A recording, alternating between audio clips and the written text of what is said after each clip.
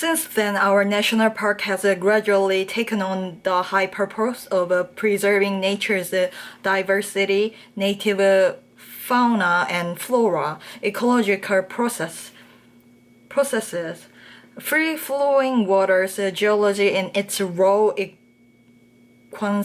eloquence as exemplars of Earth's interactive complexity, not just as scenic wonderlands. Now they teach us as well as delight us. They inspire active curiosity as well as passive awe. They help us imagine what the American landscape and its resident creatures looked like before railroads and automobiles and motels existed. Repeat, they help us imagine. They carry a glimpse of the past into the present, and if our resolve holds and our better wisdom prevails, they will carry that into the future. The way so far has been a stumbling, incremental process, fraught with politics and economics and conflicting ideals that has brought us to where we are now. National parks were a good idea that has gotten better, and a big idea that has gotten bigger. The system now includes not just the parks proper and national monuments, but also battlefields, forts, seashores, scenic rivers, grave sites, and other significant places, some still privately owned, that are recognized as national historic landmarks, as well as noteworthy paths through landscape and history, such as the Selma to Montgomery National Historic Trail in Alabama. John Jarvis, the current director of the National Park Service, says that its purpose is to tell America's story, not simply protect parcels of a landscape. If not us, who else? It's our job. As we celebrate the centennial, we also should remember that although one act of Congress and a presidential signature can put a park on the map, the work of preserving these places and their stories falls to us too, as citizens, as owners, and it's never done. Anywhere Wild. In March 1868, a 29-year-old John Moore stopped a passerby in San Francisco to ask for directions out of town. "Where do you wish to go?" the startled man inquired. "Anywhere that is wild," said Moore. His journey took him to the Yosemite Valley in California's Sierra Nevada, which became the spiritual home of Moore's conservation movement, and under his guidance, the country's third national park.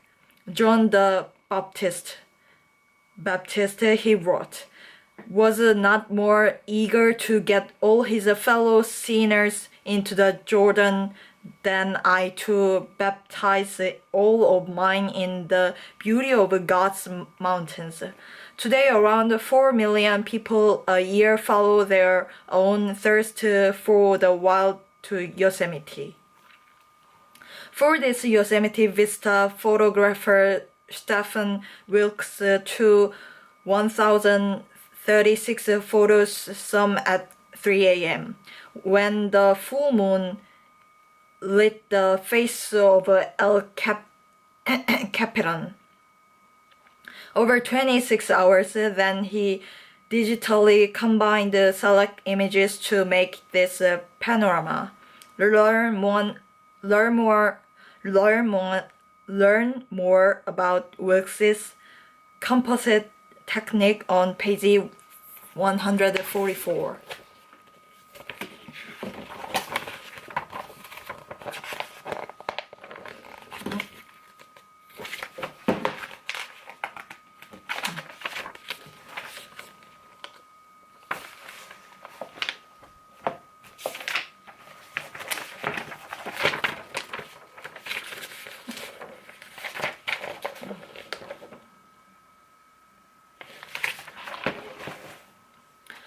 one convenant of the park.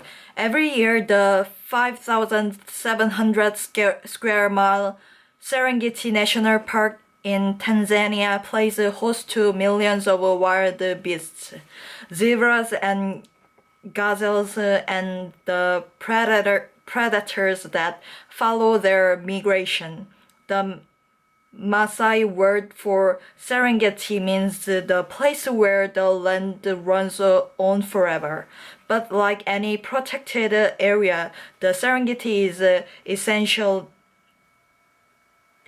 an island, a primeval word that has survived into the 21st century. It exists only because humans have agreed, or have been forced to agree not to conduct business as usual within its boundaries. That covenant is always open to challenge, and for the sake of future generations must always be renewed. To capture life around the watering hole in Tanzania's Serengeti, Wilkes spent 30 hours inside a crocodile hunting blind, raised on an 18-foot-high scaffold. Using equipment powered by solar panels, he took 2,260 photographs to create this image.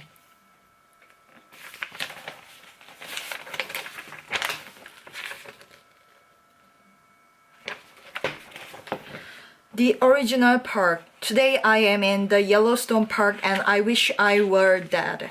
So Rudyard Kipling began his 1889 account of a tour in America's oldest national park. His disdain was aroused most by the howling crowd of tourists with whom he shared the visit. Attractions such as Old Faithful left still draw more than 3 million, mostly well-behaved visitors yearly to Yellowstone. The vast majority of them never go beyond 100 yards from a paved road. If Kipling himself had ventured deeper into the 3,472 square mile park to witness the splendor of its river valleys and mountain meadows, his rant might well have given way to rapture. During 29 hours on the top of the Old Faithful Inn, Wilkes made 2,625 images of the geysers. That's one of Yellowstone National Park's chief attractions. He saw a sunrise and a moonrise and put both into this composite.